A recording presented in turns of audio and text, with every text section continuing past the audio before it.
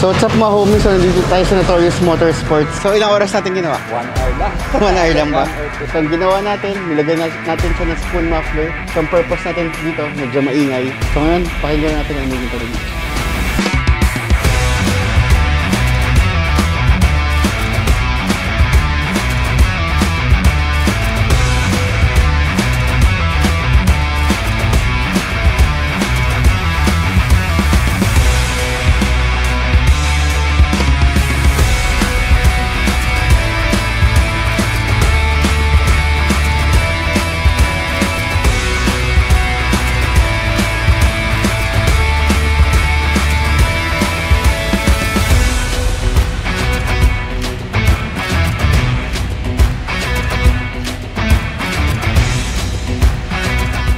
So what's up mga homies? So nandito tayo sa Notorious Motorsports. So kasama natin si Sir. Sir, anong pangalan po nila?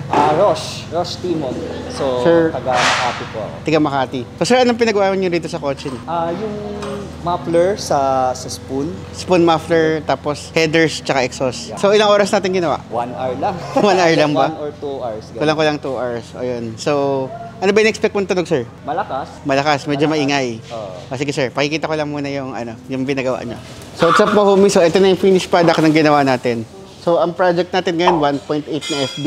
So ang ginawa natin, nilagay natin siya ng spoon muffler na custom made na gawa natin. So ang purpose natin dito, medyo maingay. Tapos ayan, nilagay natin siya ng resonator.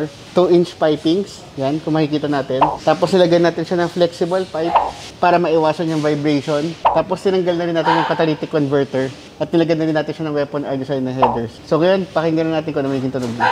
So what's up mga homies? So ito na yung finished product ng ginawa natin. So tinanggalan natin yung catalytic converter. So pinalitan natin siya ng weapon R na headers. So ito yung gawa natin na gawa ng Notorious Motorsports na customized headers. So ngayon, pakinggan na natin kung ano magiging tunog niya.